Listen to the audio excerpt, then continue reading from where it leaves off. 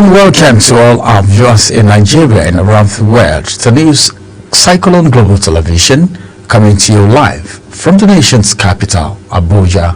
I am Ramsey Enoch. A quick reminder that Global Television is on the STV channel 365 and Star Times 276. Now the news in details. President Bola Ahmed Tinubu has approved the appointment of Muhammad Babangida, son of former military president General Ibrahim Badamasi Babangida, as the new chairman of the Bank of Agriculture. The announcement was made in a statement issued by the special advisor to the president on information and strategy, Bayo Onanuga. The statement also listed 8 others who have been appointed to lead key federal government institutions.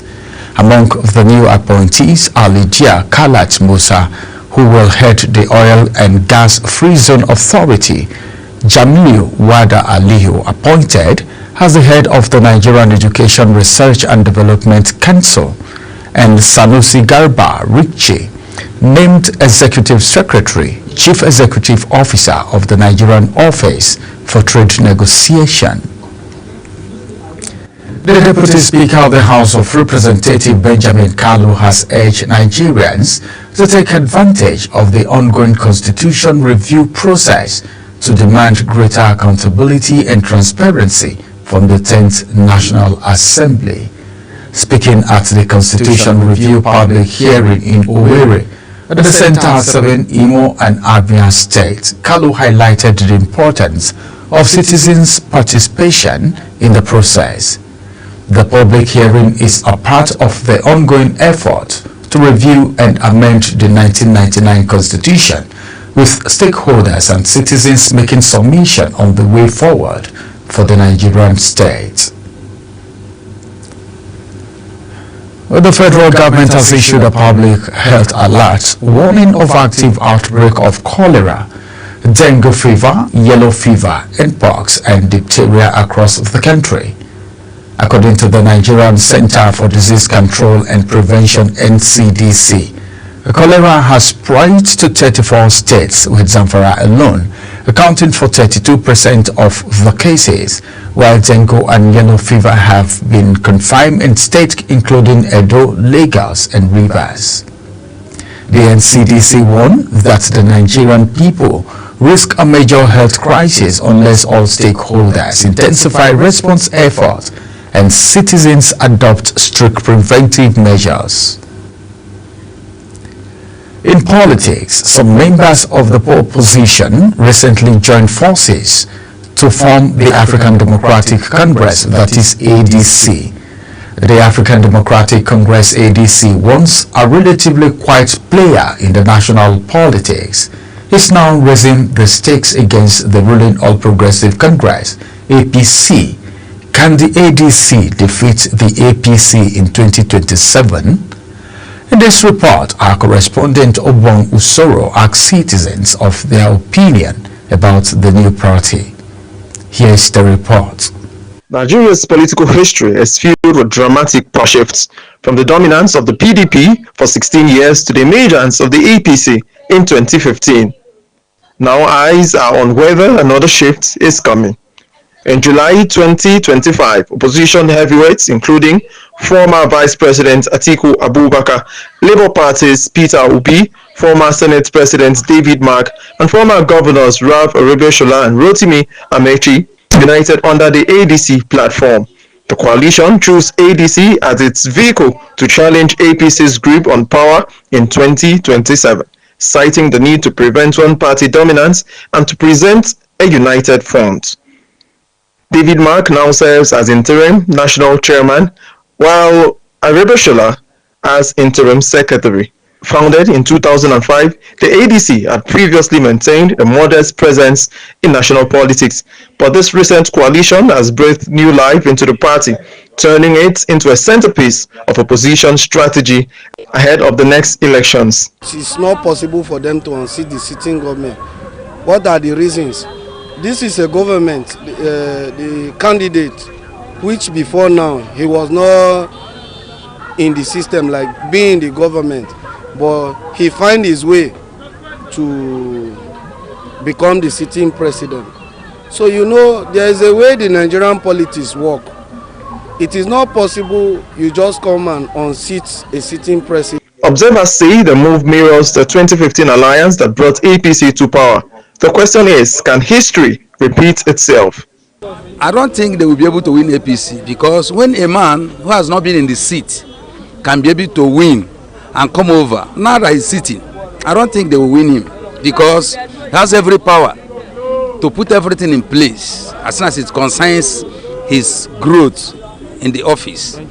If they do the right thing, I believe they will collect it.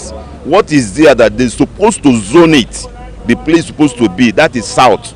It's turn of south. It's 8 years.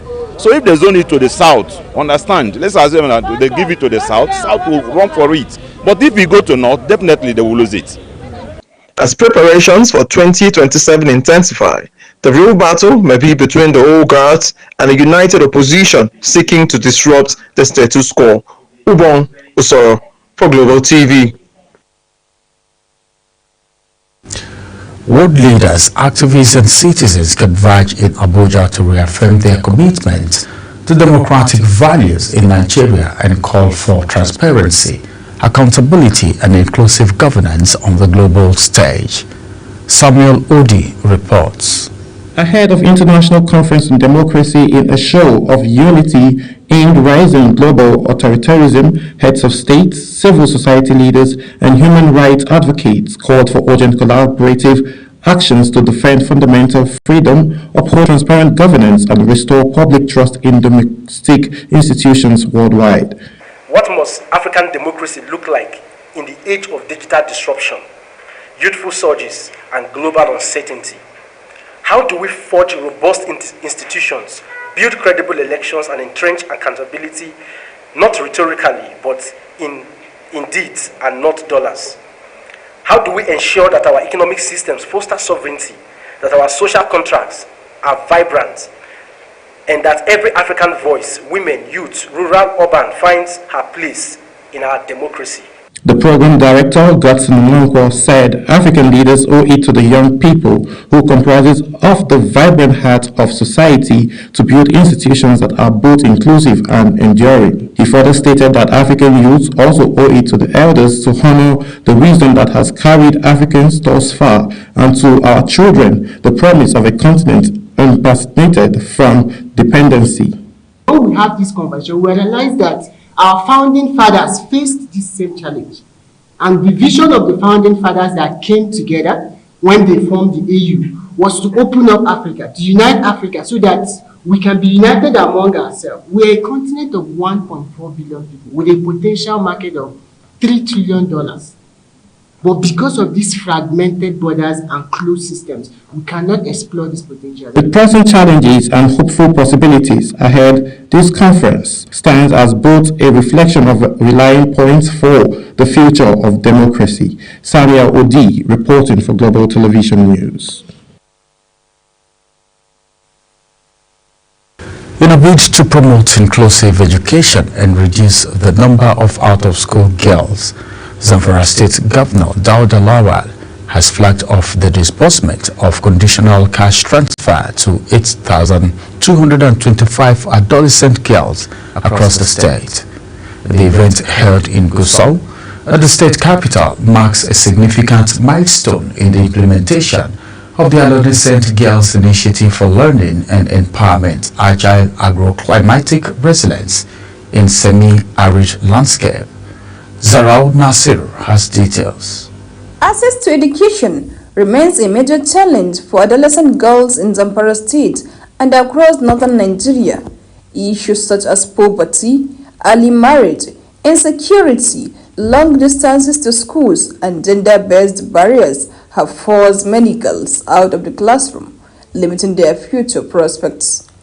Governor Dauda Lawal, while speaking at the event, said the disbursement of conditional cash transfers to 8,225 secondary school girls is part of his administration's broader efforts to strengthen education, promote social inclusion, and empower vulnerable populations across the 14 local government areas of the state. He noted that the beneficiaries were carefully selected from low-income and underserved communities. These girls, selected from the poorest and most vulnerable households, will receive 40,000 to support their continued enrollment and transition through school. Permanent Secretary, Multilateral and Donor Agencies Saadatu Abdu Gusau says the Adolescent Girls Initiative for Learning and Empowerment Agile project seeks to address these challenges by providing both financial and infrastructural support to encourage school enrollment, retention, and completion among girls, especially those from poorest households. As we symbolically flag off the disbursement of funds to beneficiaries of two transformative initiatives. One of the students' beneficiaries, Hawa Abdurrahman, thanked the state government for the intervention and pledged that the girls in Zamfara will rise to the occasion and make the state proud. Finally, I, on behalf of the entire Zamfara State girls and students, appreciate your effort, Your Excellency, for giving opportunity to projects like this.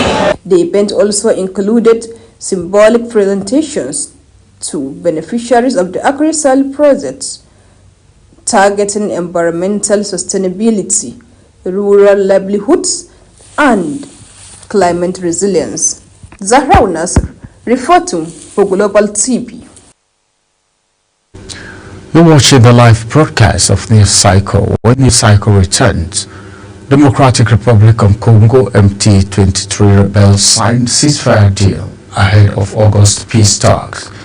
Details coming shortly, plus business and sports stories on the other side of this break. Stay with us.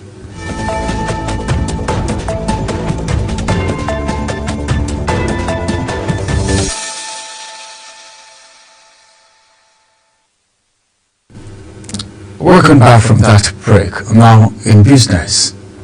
President Bola Tinubu has approved the establishment of the Southeast Investment Company (SEC) with a capital base of 150 billion naira aimed at accelerating economic transformation in the Southeast.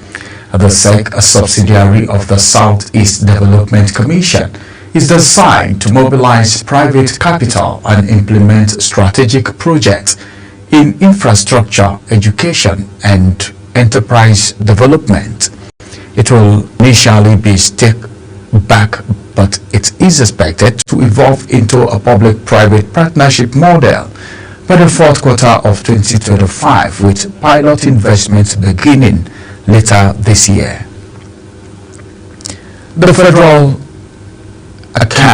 Federation Account Allocation Committee (FAC) has disbursed a total of 1.818 trillion naira to the federal, state, and local government as revenue for June 2025, reflecting a 159 billion increase from May's 1,659 trillion naira.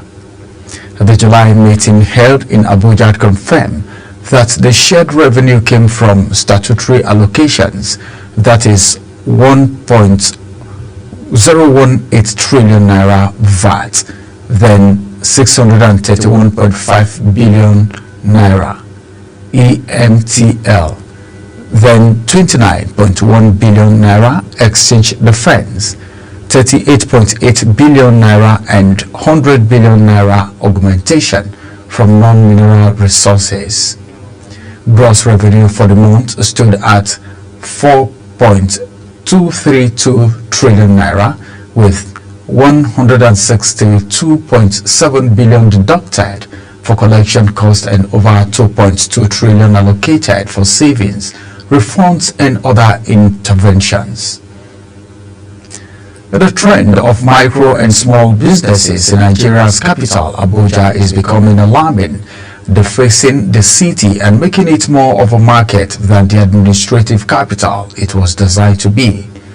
This phenomenon has not only become a common sight all over Abuja, but it's fast redefining the perception of the city by both residents and visitors. Sadia Yakubu provides insight on the dynamics of hawking and its implications. The practice of selling goods on the streets or along roads has become an increasingly visible feature in Abuja, despite the city's status as a planned urban center with strict regulations. Hawking persists as a daily survival strategy for many. At the Federal Secretariat, for instance, business of food items and other household commodities is patronized by people who work in the area.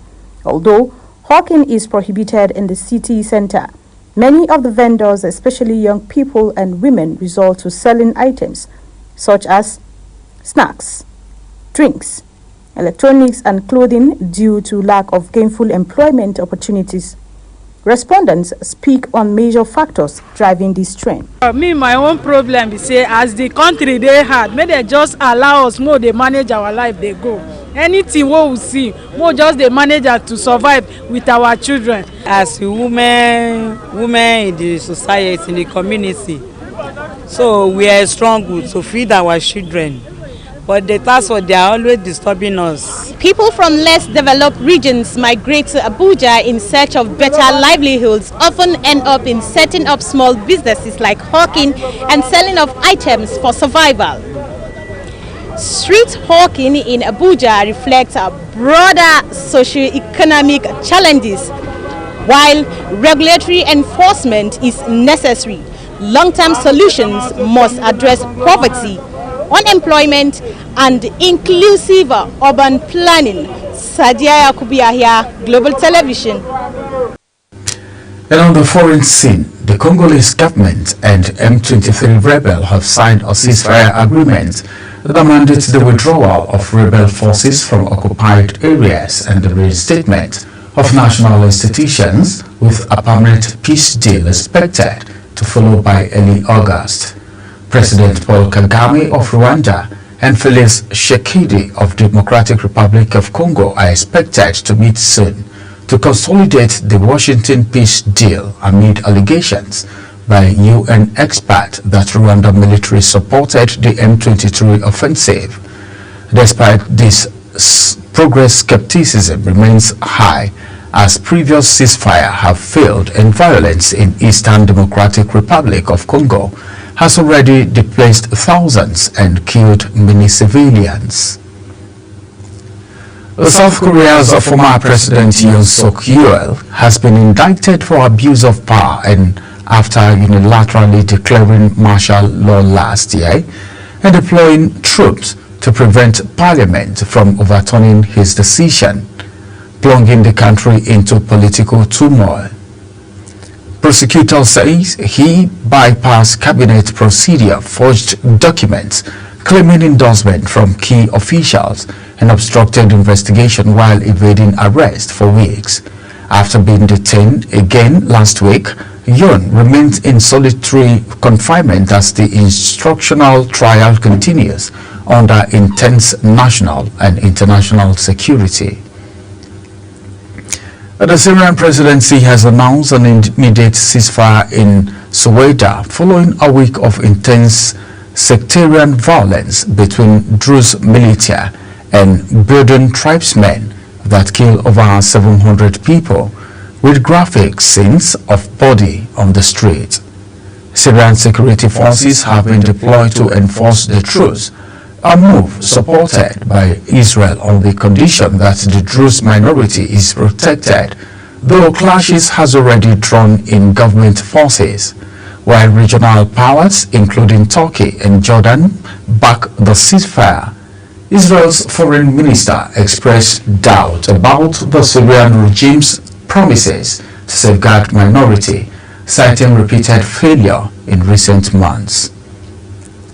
And now from the world of sport, the Super Falcons of Nigeria delivered a dominant performance to crush Zambia 5-0 in the Women's African Cup of Nations WAFCON 2024 quarter-final in Casablanca.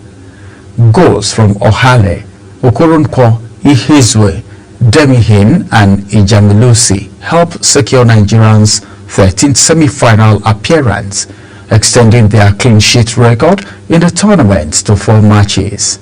The win marked a significant redemption for the Falcons, who lost to Zambia in their previous WAFCON encounter in 2022.